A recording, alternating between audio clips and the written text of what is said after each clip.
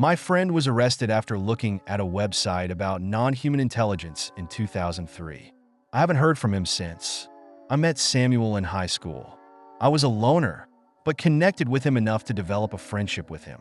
We love to talk about mysteries involving government agents, Air Force pilots, UFOs, that kind of stuff. Then something happened, something that confuses me to this day. It was your average day back in 2003. Samuel and I were roommates in a basement apartment. I was in my bed, invested in a book, when he called my name 3 times from the living room. He only ever sounded so excited whenever he came across a news article about some mysterious event, so I got up, then sped over to him. He was sitting at his computer, glancing back and forth between me and the screen. He was on a website featuring a list of blue links along a white background. Each link had a month-year date as a title. March 1984, July 1985, October 1986. He clicked on the one titled November 1982, then was brought to a digital copy of a document labeled with the CIA's logo. Samuel stared at it. "Read it, man." The stuff I remember from the document are as follows. On September 1st, 1959, a dark sphere was spotted 25 miles off the coast of Florida. The object began emitting a red glow, then yellow, blue, orange. It then accelerated upward at 90 degrees. A CIA article about an official UFO encounter? There was no way this was real. This document had to have been fake. Peeking at the website's name, well, all I can recall is it was something along the lines of interceptiongov.com. I asked Samuel if this was a website for conspiracy theorists. Not at all. He clicked back to the main page, then clicked the link titled May 1984, which brought him to another digitized article. "Read this one too." This is all I can recall from the article. Sometime in the 1500s, I don't remember the exact date, in a German city, don't remember which one, unfortunately. Equipped with 2 red crescent-shaped transport aircraft, force arrived with their own attack aircraft. Also orb-shaped, red and blue, a large mile-wide spear-shaped aircraft arrived to clean up the debris and recover bodies. No debris or non-human intelligence was discovered by civilians. I asked Samuel if this was a website for fictional articles. He gave me a look. "Come on, I need you to read these." Samuel showed me a couple dozen more articles, his hand shaking as he scrolled through them. One of them had a black and white image of a logo, a star with some lines beginning at each point. The lines from the star's top and rightmost points intersected, forming a square. Many of the articles covered eyewitness accounts of UFOs from members of the U.S. Army and many government agencies. The mysterious flying objects were mostly orb-shaped, square-shaped, tic-tac-shaped, or triangular, and these reports came out of many different locations around the world in a variety of contexts, such as training exercises, leisure time, wars, etc. Some of the witnesses saw a dark orb hover down into their own backyard. Some of the other articles went in depth about extraterrestrial races. One of them was called the Marapan, the others are fuzzy, the ones likely to attempt to invade us, the ones protecting us, what we called their planets, what they called their own planets, what they called our planet. Planet names were different depending on the perspective of which race discovered them. There was an article under October 2000 in which a CIA agent was harassed. Here's what I can recall. As I reached the source of the light, it started blinking. The leaves were being ruffled with, and something was sliding erratically across the pavement. I backed away, then whatever it was under the leaves lunged at me. I turned and ran, with the sound of something rough sliding even faster along the sidewalk. Suddenly, something sharp clawed at my back. The pain wouldn't cease. A cooperative ran up to me. Then his face creased as he glanced behind me. He shot at the thing 8 times before the horrendous sounds it made ceased, showed there was a purple scar running up my back. The pain prevents me from lying on my back. I'm being told something will happen to my family if I do so much as visit a casual professional doctor. Is my boss part of a CIA non-human intelligence sector or a mob family? This has stuck with me, whether I believed it was true or not. It was chilling, and at first I thought it was a fiction article written for a website similar to the SCP Wiki. Samuel showed me maybe a quarter of the articles, going by the fact the links from around 2000 onwards had around 10 articles each, while the ones from prior had 1 to 3. Although he only clicked 3 links from this century. Every article I read had to do with different races that weren't human and encounters with spacecraft not from Earth. I couldn't understand why Samuel, would want me to read them. They were clearly fake, right? I didn't believe in aliens and had heard too many debunkings of UFO sightings to convince me they were real.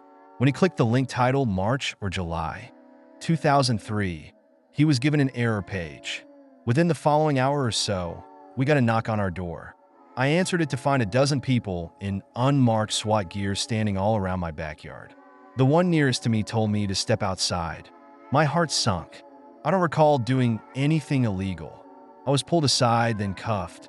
Many of the agents proceeded to run into the house as the three surrounding me started walking me across my yard. We were approaching two SWAT vans when I heard a bunch of footsteps from behind. I looked back and saw the agents had come back out with Samuel, who was also in cuffs. What could he, of all people, have done? What was going on? Samuel and I were put into separate vans, then taken to the nearby police station. I was walked into an empty room, then sat down at a table across from a middle-aged man with gray hair. The man asked me a few basic questions about Samuel. None of them were about me, which was relieving. They soon let me out, then drove me back home. As for Samuel, he didn't return that night, or the night after that, or the night after that. I called him, but he wouldn't answer. I'd email him, but he wouldn't respond. Where was he? What was he doing? On night 9, I emailed him once more, but his email address was defunct. Weird.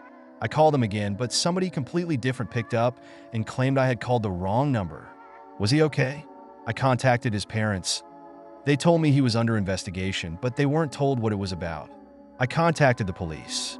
They told me they'd be on the lookout and let me know if they found his whereabouts.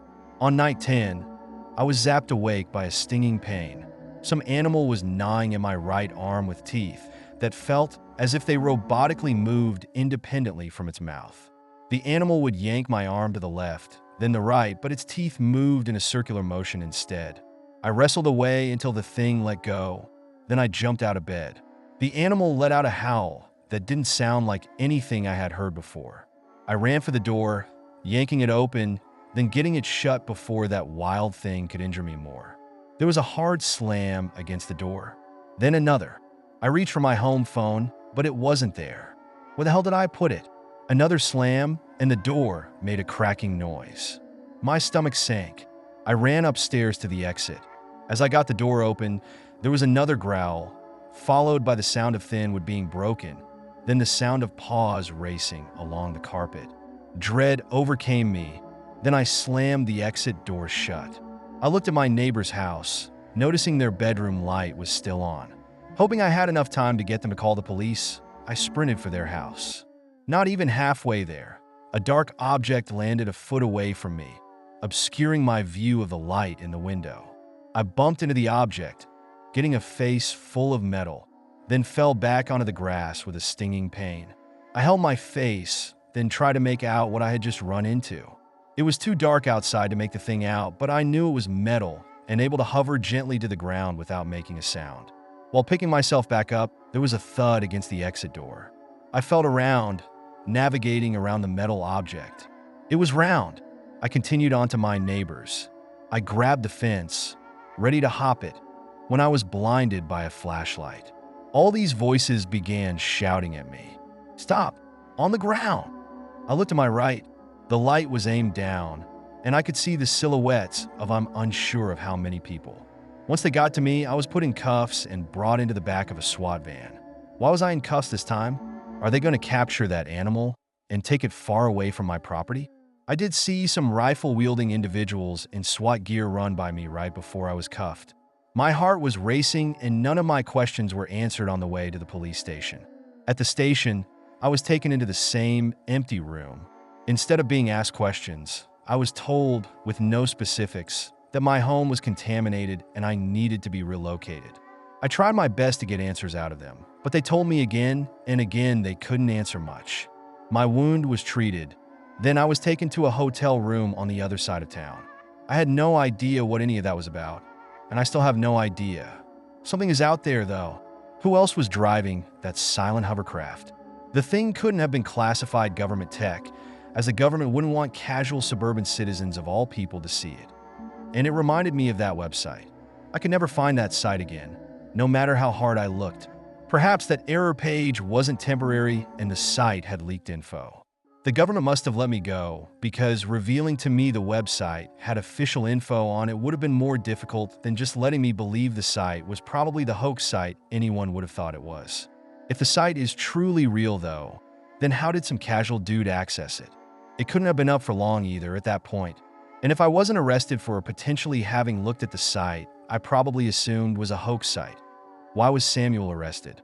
For all they knew, Samuel was just as likely to have looked at the site, unless he had something to do with it. As for that animal, I don't know what to say, other than that I've never been able to find any information about an animal like it, and I hope I don't encounter it again. Since Night 10, I haven't been able to look up at the sky. I haven't been able to watch videos about aliens or UFOs or UAPs. That officially released video of the flying black orb in the Middle East is haunting. Without a sinking feeling of dread about how powerful these non-human intelligences may be and what they could do to us. Also to this day, I still haven't been told a single thing about Samuel. I've made 10 good friends since he was arrested, but there's this intrusive worry I have that I'm just trying to recreate my friendship with him. Wherever he is, I hope he's okay.